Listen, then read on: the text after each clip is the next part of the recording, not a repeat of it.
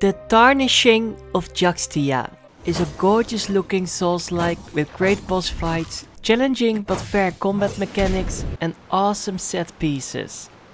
But for some reason it still has a mixed rating on Steam.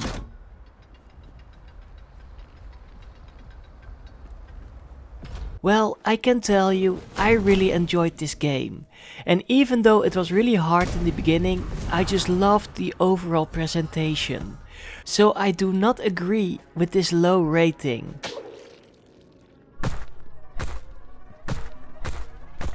Sure, there are some minor flaws, like this annoying sound effect when you're out of stamina, or the lack of music in many areas, which is a shame, because the soundtrack is pretty awesome.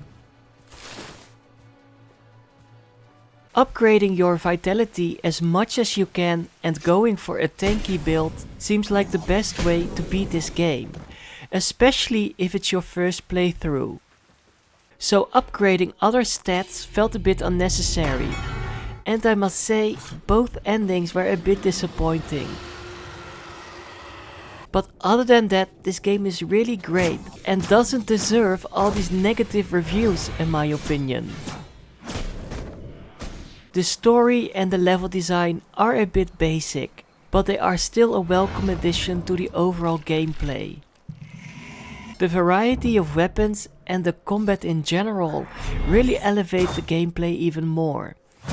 Like if you manage to land some attacks in a short amount of time while you are not getting hit yourself, you will get an energy rush that gives you a big boost in stamina and mana regeneration.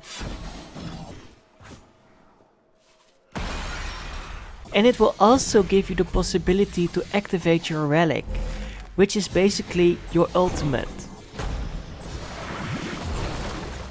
This feature made for some interesting strategies, and it also made sure you couldn't just brute force your way through everything, because stamina management is key in this game. You have so many different build options and playstyles at your disposal. I couldn't really decide which weapon combo I liked the best, because they all felt pretty balanced. So I have switched a lot between weapons. I eventually ended up using these gear fists and occasionally switched to a heavy weapon with more range when I couldn't get to my target in time. I'm thinking about trying out a more vulnerable build with powerful magic spells in my next playthrough. I think that's going to be a pretty interesting challenge. I just really enjoyed the combat. It had the perfect balance between skill and strength, and this made it challenging but fun at the same time. But the boss fights are without question the best thing about this game. There wasn't one single fight I didn't enjoy.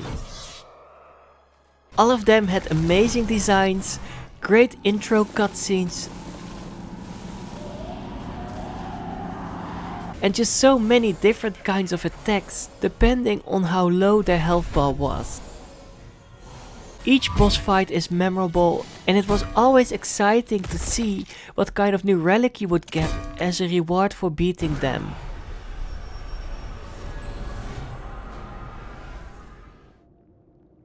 I also have to mention the music during these fights. It's really underrated, and it's too bad the rest of the game has barely any music. But you definitely should give this game's soundtrack a listen when you have the chance. I just love the overall design and presentation of each boss fight. There aren't that many games that make a boss fight feel so epic and memorable. The exploration in this game is also pretty solid, and it even has some Metroidvania-like level design sometimes. But it's nothing to boast about. The platforming is pretty basic. Exploring each area won't take that much time, and it's mostly enemy after enemy with some occasional traps in between. But it's all about the overall presentation and the diversity in all the different settings. Every area feels unique and has its own atmosphere. I love the attention to detail, and some backgrounds and set pieces are just stunning. So in general, the Tarnishing of Juxtia is a really underrated game in my opinion. I just don't get all the negative reviews. I'm not the biggest fan of games with a heavy focus on combat and less on movement and platforming. But this game and the Lilies are an exception. While I prefer End the Lilies a bit more because it has more Metroidvania elements, this game is definitely one of the best games I have played this year. So it makes me sad to see it still has a mixed rating on Steam. It's not perfect, but it's for sure a lot better than most reviews let you believe. It's just a really great Souls-like game with a dark fantasy setting that deserves a lot more positive attention, so I can't recommend it enough.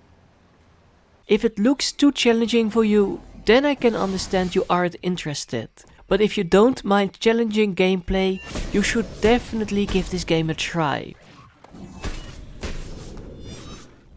So be ready for an epic adventure with amazing visuals and spectacular boss fights that will leave an everlasting impression on you as soon as you see the main menu pop up on your screen.